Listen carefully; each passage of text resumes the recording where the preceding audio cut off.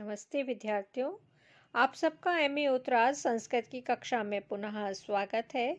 आज हम महाकवि विल्हण द्वारा विरचित विक्रमांक देवचरितम के प्रथम सर्ग का 11वां श्लोक पढ़ने जा रहे हैं। यह श्लोक इस प्रकार है। साहित्य पाथो निधि मंथनोत्थम कर्णाभृतं रक्षत हे कवीन्द्रः यदस्य दैत्या एव लुण्ठनाय काव्यार्थचोराः प्रगुणी भवन्ति। हे कवीन्द्र, हे कवि राजगण, साहित्य पाथो निधि मंथनोत्थम साहित्य रूपी समुद्र के मंथन से उदय हुए कर्णामृतम जो कानों के लिए अमृत तुल्य है, ऐसे काव्यार्थ की रक्षा करो। हे कवीन्द्र, हे कवि राजगण, साहित्य पाथो निहित मंथनोत्तम साहित्य रूपी समुद्र के मंथन से निकले हुए उदित हुए कर्णामृतम श्रवणों के लिए अमृत तुल्य काव्यार्थ की रक्षा करो। लुंठना था लूटने के लिए, काव्यार्थ चोरा काव्य के अर्थ को चुराने वाले, दैत्य एव राक्षसों के समान प्रगुणी भवंती कई गुणे हो रहे हैं।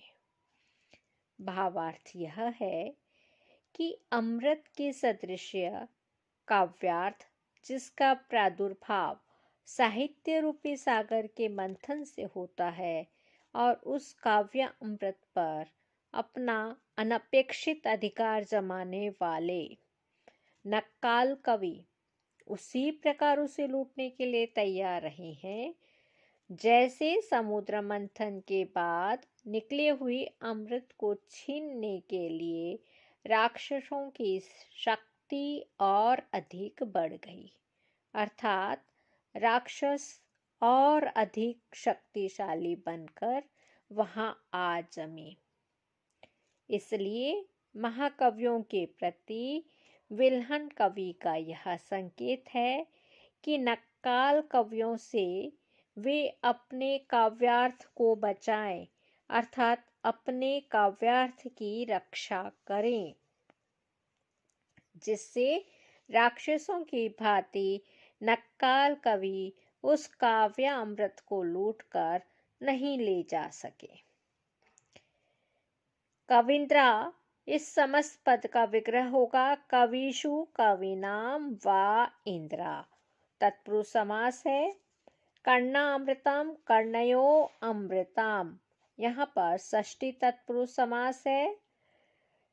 साहित्य पाथो निधि मंथनोत्थम, इस समस्त पद का विग्रह होगा साहित्यम एव पाक्षो निधि रूपम कर्मधार्य तस्य मंथनम, तस्मात् उत्थितम पंचमी तत्पुरुष समास।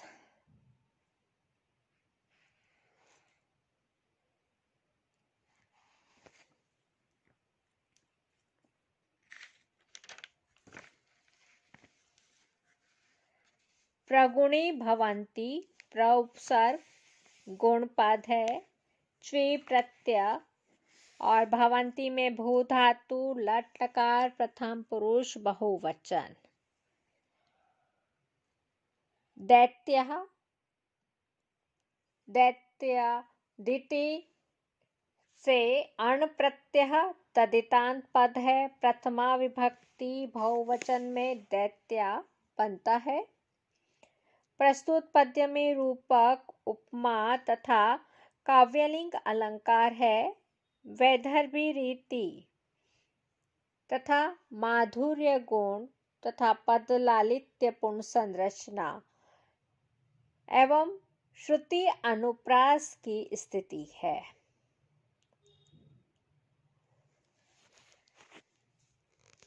आगे हम 12वां श्लोक पढ़ने जा रहे हैं। यह श्लोक इस प्रकार है। गृह्णन्तु सर्वे यदि वा यथेष्टं नास्ति क्षति कापि कवीश्वराणां रत्नेषु लुप्तेषु बहुष्वमृत्यैरद्यापि रत्नाकर एव सिंधु।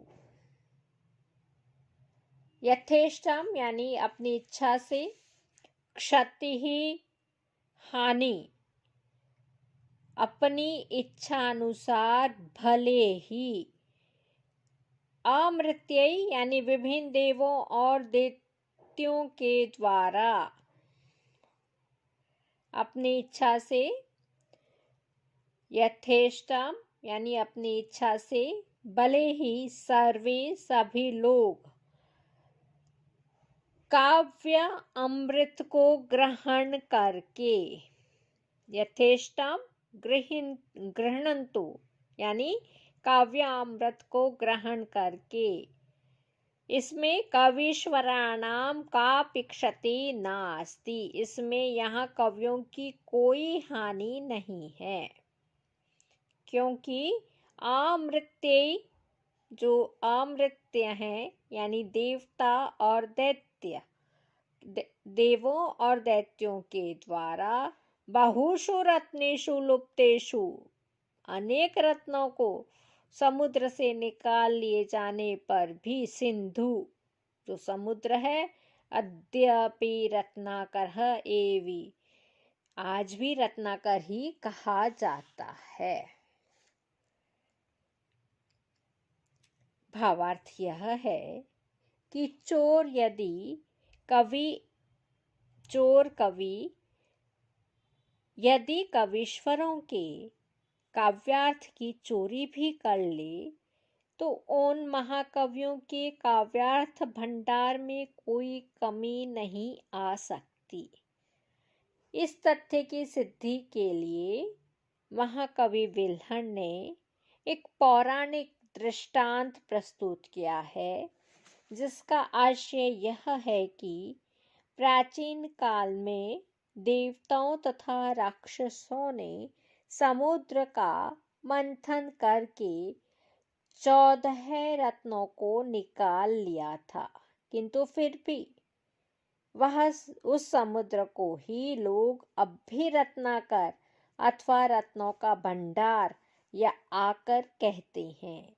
इसी प्रकार महाकवियों की काव्य रत्नागार असीमित तथा अक्षय है, उससे नित्य नवीन भावों का उन्मेष होता रहता है, अर्थात किसी के द्वारा उससे काव्यार्थ ग्रहण कर लिए जाने पर महाकवियों के काव्यार्थ रूप अक्षय भंडार में कोई न्यूनता नहीं आती। गृह्णन्तु पद है, गृह धातु लोट लकार प्रथम पुरुष बहुवचन, क्षति क्षयी क्षय धातु 3 प्रत्यय। यहाँ पे दृष्टांत अलंकार है। समान धर्म या प्रकृति वाले किसी उपमान का उपयोग के साथ बिंब प्रतिबिंब भाव जहाँ पे वर्णित हो वहाँ दृष्टांत अलंकार होता है।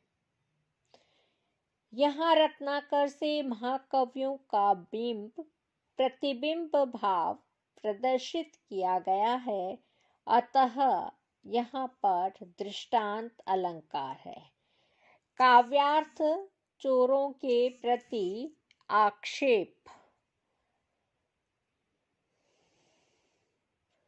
या व्यंग्योक्तिपूर्ण वर्णन है, इसलिए यहाँ पर आक्षेप अलंकार है।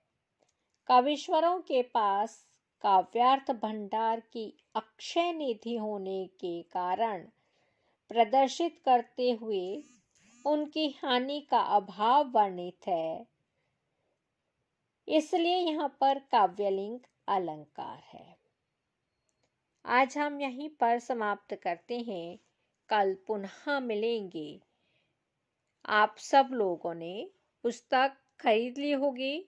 अगर किसी के पास पुस्तक नहीं है तो वह पुस्तक खरीद लें और पुस्तक को सामने रखकर पढ़ें, तो आपको और अधिक सुगमता से समझ में आएगा। धन्यवाद।